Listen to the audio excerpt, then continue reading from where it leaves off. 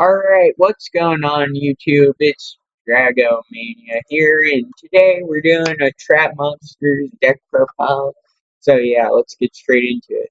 First off, we run 3 copies of Statue of Anguish Pattern. This is like one of the best trap monsters for the deck. Basically, whenever a monster, if a card is special summoned, this is the effect we want to rely on a lot.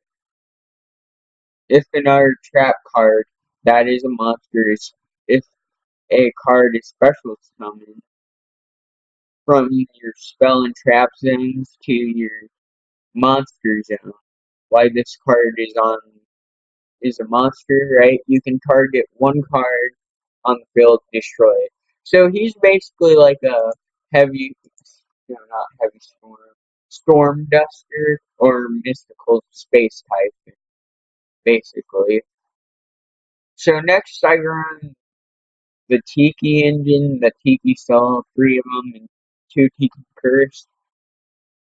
So Tiki Soul, basically his effect is if another trap card you control that is a monster would be destroyed by your opponent's card either by battle or a card effect sent to the graveyard, you can set it in the spell and trap zone instead. So yeah, it's basically like Monster Reborn for your trap monsters. It's pretty good. Next for Tiki Soul, basically, if another trap card that is a monster battles an opponent's monster after damage calculation, destroy that monster. So yeah, now we're kind of going to more of the 2-ups. So I run Zelma the Spirit, 2 copies of it. Basically, if this card is destroyed by battle, inflict damage to your opponent equal to the attack of the monster that destroyed it.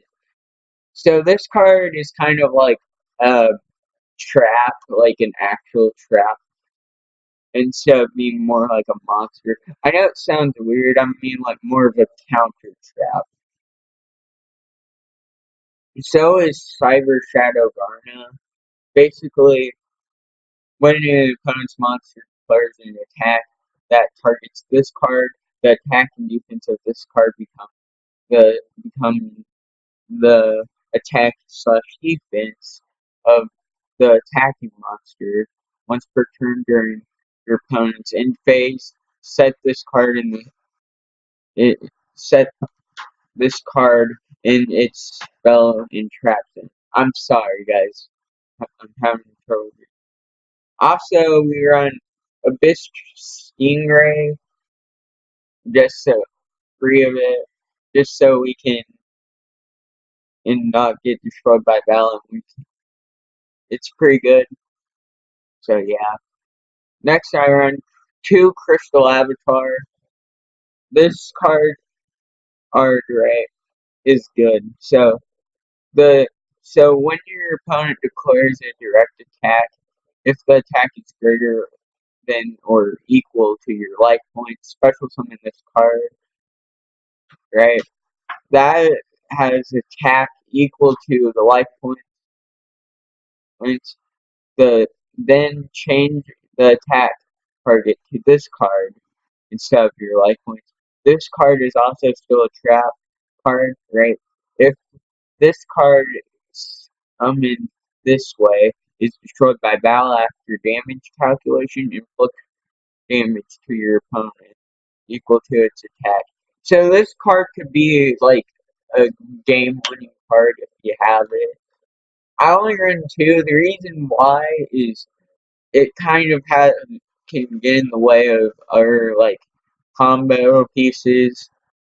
Sometimes you don't want it all the time, especially at the beginning. This is like a terrible card. You want it near the mid to end game, late game.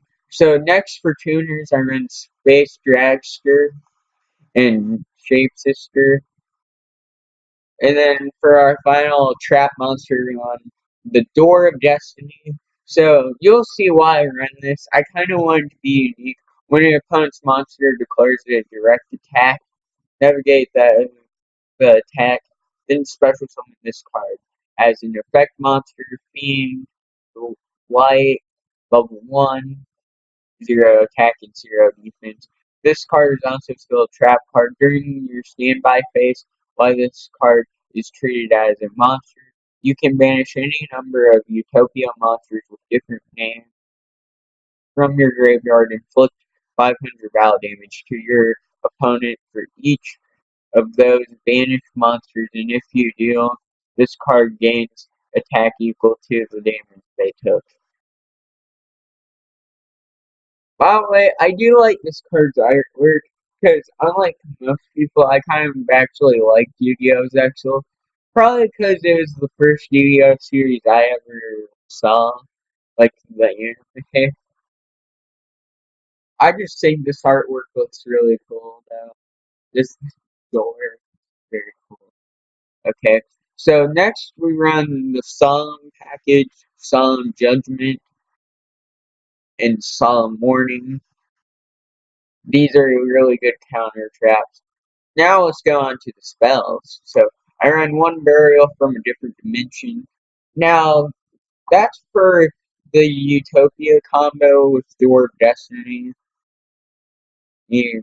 I run one scapegoat. Now scapegoat is really good in the deck because most of your monsters, right, are kind of hard to breed out on the first turn. So if you really need scapegoats, you can just set them, you know. Also, they're really good for Link Karibo and also Utopia Roots. Really good for that.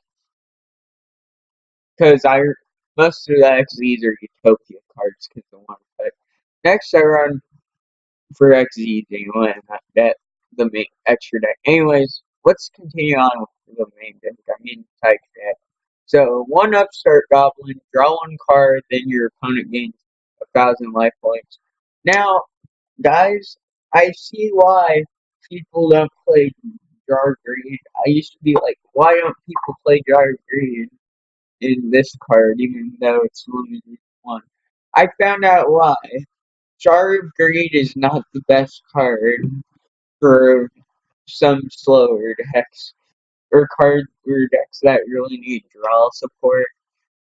This card, being able to play it without having to wait a turn is really good. Sure, you can change the jar, but it's not really that good. So next, I know I'm gonna get a lot of hate for this. Pot of Desires. I only run one because I feel like it's kind of too risky to banish the top 10 cards. Seriously, I want to talk about this. I really hate this card. Okay, why do you make a card that banishes basically a quarter of the deck? Seriously. Anyway, sorry about that. That just always makes me mad. Like, why not just 5 cards? Now, I'm pretty sure there's another card that you could use. I forget what it's called. I gotta find it real quick. It's the one this one. The one that banishes stuff from the extra deck.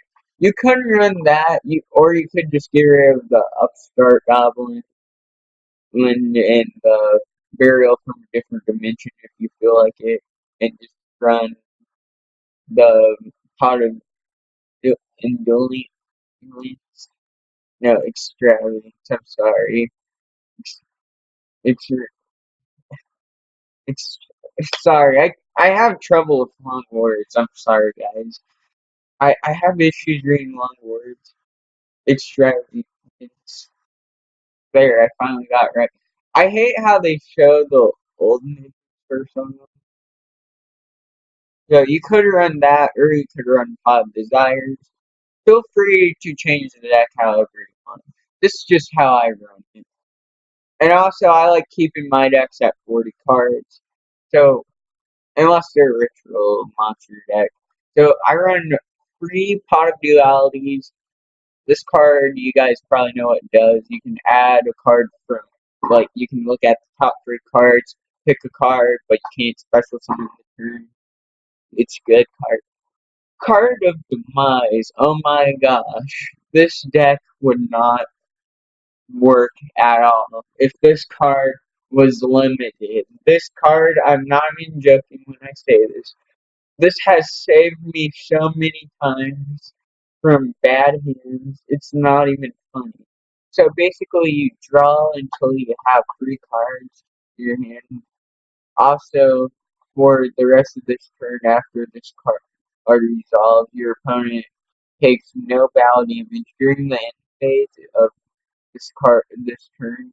Send your entire hand to the graveyard. You can only activate 1 card of device per turn. You cannot special summon during the turn you activate this card. Oh my gosh! Thank goodness there's main phase 2. Huh? This this card is so useful in main phase 2 in this deck. I'm not even gonna lie. And then for the final card, we play Magic Planter. Send 1 face-up continuous trap card you control. See the graveyard, draw 2 cards. So I'm pretty sure. Oh wait, I thought you could run Tiki Self-Remain. I'm sorry, I misread the effect. I kind of forgot. Also, I just realized I forgot to put an extra deck card. Okay, a certain one. I know I had it in here. I was running 3 Utopia, no, 4 Utopia. Utopia. Sorry guys, that you're seeing me add it. It's just I kind of forgot. Well, since I kind of messed up, let's show off the one deck first, I guess. Alright, I forget which Utopia I was running. I think it was the level 5 one, right here. Yeah, I run a second copy. Or was it? I'm so sorry, guys. Okay. Yeah, I remember. I run 2 Utopia Beyonds. Alright, so the extra deck we're gonna start off with the XYZs. We run 1 Utopia, no, 2, sorry, 2 Utopia Beyonds. This card basically, if this card is XYZ summon, the attack of all monsters your opponent currently controls becomes 0. Once per turn during your player's turn, you can detach 1 XZ material from this card, then target 1 face-up XYZ monster you control and 1 Utopia monster in your graveyard. Banish the first target, and if you do, special summon the second target. Then gain 1,250 life points. I run this because I really like the effect of that, of it, of your opponent, all the monsters your opponent currently controls, they become 0, their attack. That's really good. I really like this card. Next, I also run the Classic Utopia. Basically, it's a shield card. You can navigate an attack by removing XC material.